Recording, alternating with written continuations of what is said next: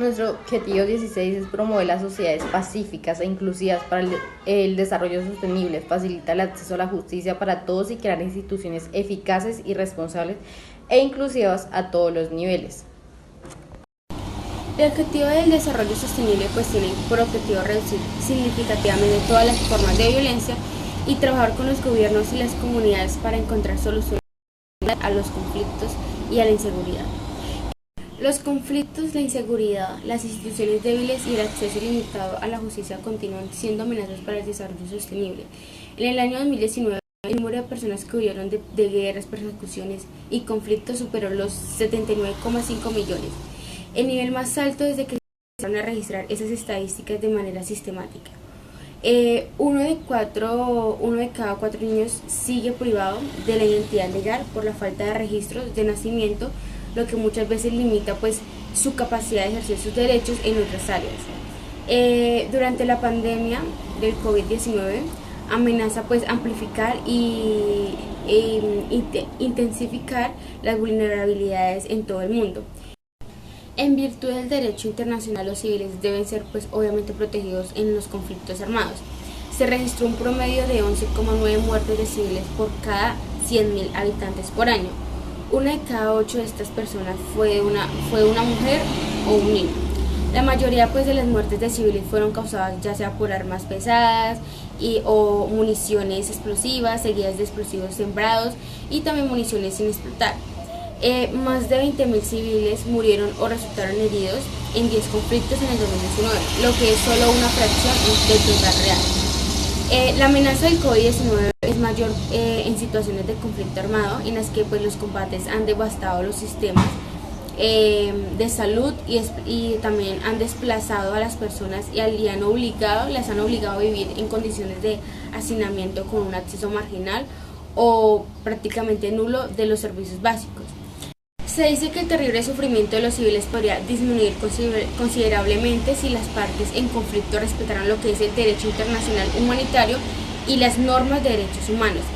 Pues es necesario recalcar que se debe tomar acciones para evitar, disminuir o resolver los conflictos actuales. También se dice que los primeros días de 2021 han sido los más violentos en términos de masacres, enfrentamientos armados y amenazas de muerte a líderes sociales, desde la firma del pacto que desarmó a la guerrilla.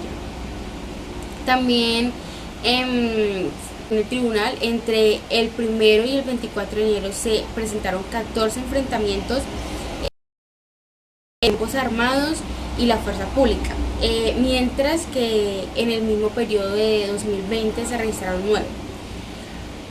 Las amenazas de muerte a defensores de derechos humanos saltaron de 4 a 13 y las masacres o asesinatos de 3 o más personas en un mismo evento aumentaron de 5 a 6.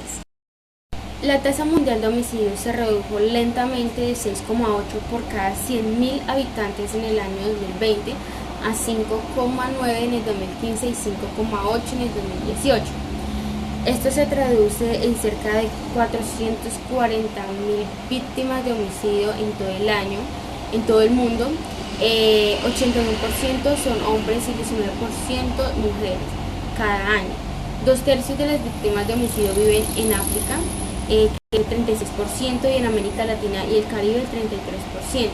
Dice que para disminuir significativamente todas las formas de violencia, pues se necesitan mayores esfuerzos pues, para reducir la tasa mundial de homicidios. Si se mantienen las tendencias del 2015 y 2018, pues la tasa por cada 100.000 habitantes se situaría en torno al 5,2% en el 2030, lo que supone una disminución pues, general de alrededor del 12%. Las tendencias también indican que las medidas de confinamiento apenas han afectado la violencia en los países de América Latina, con altos niveles de homicidio, pero las intensas medidas de confinamiento en los países europeos con bajos niveles de homicidio parecen haberla reducido drásticamente. Los niños están expuestos regularmente a diversas formas de violencia, muchas de las cuales no se reconocen ni se denuncian. Los niños son objeto de diversas formas de violencia, como castigos físicos, agresiones psicológicas, trata de personas y violencia sexual, y en varios casos también de trabajo forzoso. Las formas violentas de esta disciplina están muy extendidas, a pesar de sus efectos perjudiciales y muchas veces duraderos. Entre los años 2002 y 2019, en 69 países de los cuales se disponen los datos, casi 8 de cada 10 niños de 1 a 14 años de edad fueron objeto de alguna forma de agresión psicológica o castigo físico en el hogar durante el mes anterior. La trata de niños es un problema mundial, vinculado en general con la explotación sexual, pero también al trabajo forzoso. La violencia sexual es una de las violaciones de los derechos humanos infantiles más preocupantes a nivel mundial. Con frecuencia no se denuncia. La falta de datos comparables también limita la comprensión del alcance del pleno problema.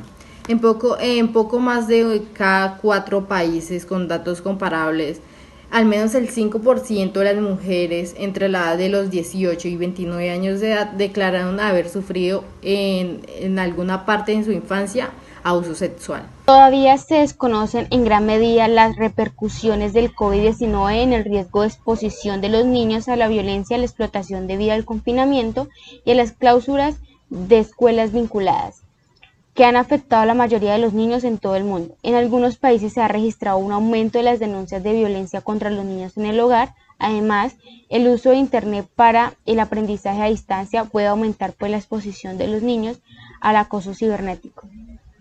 La exposición al COVID-19 es una de las muchas condiciones inhumanas a las que se enfrentan las personas encarceladas, muchas veces sin sentencia. El hacinamiento en las cárceles continúa siendo un problema en muchos países, que muchas veces genera condiciones inhumanas, la violación de los derechos humanos, la violencia entre los reclusos y las pocas perspectivas de rehabilitación que ellos tienen. Sin embargo, el 31% de los reclusos de todo el mundo están detenidos sin haber sido condenados por un delito o este nivel no ha disminuido desde el 2005. En los últimos 3 años se registraron aumentos significativos en todas las regiones de Asia y Oceanía. Y el hacinamiento es acelerado a la propagación del COVID-19 en las cárceles y prisiones de todo el mundo debido al hacinamiento y a la frecuente falta de equipo de protección y el acceso a la atención sanitaria adecuada para ellos. De los 190 países de todo el mundo de los que se dispone de datos, casi el 60% contaba con poblaciones carcelarias que superaban casi la capacidad de las cárceles, y el 13% de los países presentaba entre 120 y 119 de capacidad, y el 28% de un 50% de capacidad o más. En todas las regiones, las personas que defienden los derechos humanos y las libertades fundamentales de los demás son objeto de ataques violentos. Entre los años 2015 y 2019, las Naciones Unidas registraron al menos 1.940 asesinatos y 106 desapariciones forzadas de defensores de los derechos humanos, periodistas, sindicalistas, en 81 países, y más de la mitad de los asesinatos se produjeron en América Latina y en el Caribe. En el 2019 se notificaron 357 asesinatos y 30 desapariciones forzadas en 47 países. Si bien la cifra en el 2019 constituye el número más bajo de asesinatos de periodistas por año en más de una década, los periodistas sufren cada vez más ataques verbales y físicos, incluso en línea, pues debido a su trabajo. Las mujeres periodistas en particular son objeto de acoso en línea.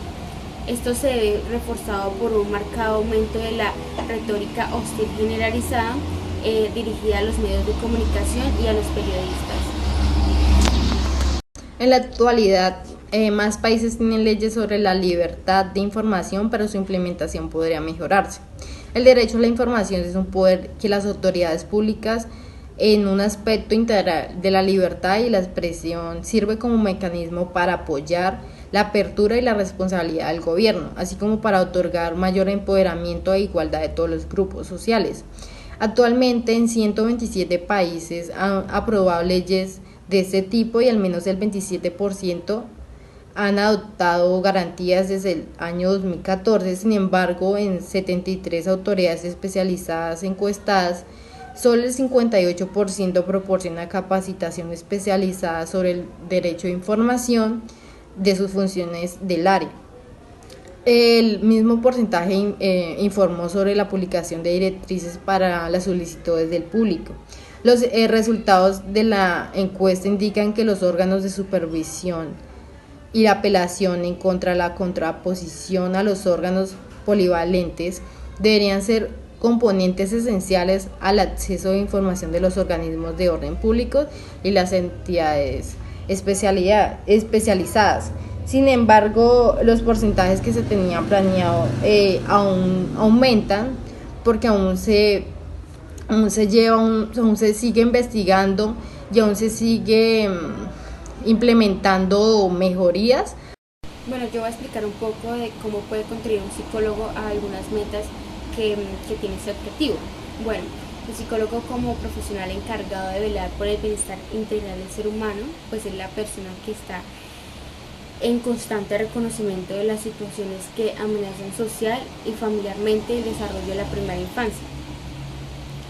Su función pues está encaminada a detectar cuáles son los factores de riesgo que aparecen en el entorno y cómo las situaciones familiares que se presentan con frecuencia en el contexto colombiano, estas pueden ser la violencia intrafamiliar, maltrato físico, psicológico o la negligencia en el cuidado. Además, pues situaciones de violencia social como conflicto armado, desplazamientos, desastres naturales que ponen pues en riesgo el bienestar de los niños y niñas y pueden pues conllevar a secuelas significativas en su desarrollo integral. Este se halla en la dura tarea de complementar la corresponsabilidad que tiene la sociedad con la primera infancia. Pues debe plantear estrategias para garantizar el desarrollo integral como el acompañamiento, la orientación y la formación a familias. A partir de lo anterior, pues el psicólogo debe poseer la capacidad de identificar pues aspectos presentes al interior de las familias o de las instituciones de primera infancia que pueden tenerse pues en cuenta como factores protectores para prevenir situaciones de violencia familiar o social. Asimismo, pues este profesional debe incentivar a los niños y niñas a que hagan pues parte de su propio desarrollo. Deben generar espacios psicoeducativos en los que se traten temas como el autocuidado, exploración de su cuerpo y reconocimiento pues de sus derechos, que se toman como elementos preventivos en cualquier caso de vulneración. Finalmente, pues se puede decir que el psicólogo que trabaja con primera infancia es aquel que está formado para asesorar a las familias, a la comunidad educativa y a los niños y niñas para que reconozcan sus derechos, trabajando para la prevención y también por la intervención cuando sea necesario. Buenas tardes, mi nombre es María José Escobar, pertenezco a la Corporación Universitaria Minuto de Dios y estoy en séptimo semestre de la carrera de Psicología. Hoy les voy a hablar sobre los objetivos para el desarrollo sostenible, especialmente de las alianzas para lograr los objetivos. Bueno, pero ¿de qué habla este objetivo? ¿Qué es? Este objetivo se centra y habla de las alianzas que son necesarias para el exitoso cumplimiento de los objetivos de desarrollo sostenible. Estas alianzas pueden ser de tipo gubernamentales, de sociedades civiles, de industria, entre otras. Actualmente es fundamental la alianza entre agentes que contribuyen a la sociedad, ya sea nacional o internacional, para el cumplimiento de los objetivos de desarrollo sostenible. Bueno, el objetivo 17 de las alianzas para cumplir los objetivos están estipuladas en la Agenda Colombia para el 2030, unas metas que se esperan cumplir. Estas metas se dividen en 3 puntos: las finanzas, la tecnología y el comercio. Encontramos la mejora de la capacidad doméstica para la recaudación de ingresos, es decir, el fortalecimiento de la movilización de los recursos internos. También está la implementación de los compromisos con respecto a la ayuda al desarrollo, es decir, velar porque los países desarrollados cumplan sus compromisos de ayudar a la asistencia oficial para el desarrollo. La meta número 3 y 4 tiene que ver con movilizar los recursos para los países en desarrollo y ayudarles a la sostenibilidad de su deuda. Las metas 6, 7 y 8 tienen que ver con aumentar, promover y operacionalizar las nuevas tecnologías, la ciencia y la innovación. La meta número 10 tiene que ver con aumentar las exportaciones a los países en desarrollo. La meta número 11 tiene que ver con proporcionar acceso al mercado para los países menos desarrollados. En la meta número 12 encontramos que hablan sobre la mejora de la estabilidad macroeconómica a nivel mundial. También se habla sobre mejorar la coherencia de las políticas para el desarrollo sostenible y respetar la capacidad de cada país para lograr sus metas, el desarrollo sostenible y la erradicación de la pobreza. Entre las últimas metas encontramos el fortalecer la Alianza Global para el Desarrollo Sostenible, realizar alianzas eficaces, también mejorar la disponibilidad de datos confiables y por último desarrollar mediciones del avance. Con respecto al objetivo de alianzas para lograr los objetivos de desarrollo sostenible, antes del COVID, el apoyo en la implementación de este objetivo ha sido constante pero frágil, con grandes y persistentes desafíos. Los recursos financieros siguen siendo escasos, las tensiones comerciales han aumentado y aún faltan datos cruciales. La asistencia social para el desarrollo neta ascendió a 147.000 millones en 2019. Casi sin cambios desde el 2018. Pero la ayuda a África aumentó en 1.3% y la ayuda a otros países de poco desarrollo aumentó a un 2.6%. Pues bien, ¿qué pasó con este objetivo durante el COVID-19? Hubo una amenaza al comercio, a la inversión extranjera directa y a las remesas, ya que estas disminuyeron. La pandemia parece estar acelerando las tendencias actuales a la interrupción de la cadena de valor mundial. Se puede decir que uno de los pocos aspectos positivos que ha traído esta pandemia consigo es el incremento de uso de tecnologías para el trabajo, el estudio, compra y venta de productos, entre otros aspectos de la vida del ser humano. Cabe recalcar que la contención de la COVID-19 requiere la participación activa de los gobiernos, el sector privado, las organizaciones de la sociedad civil y los ciudadanos comunes de todo el mundo.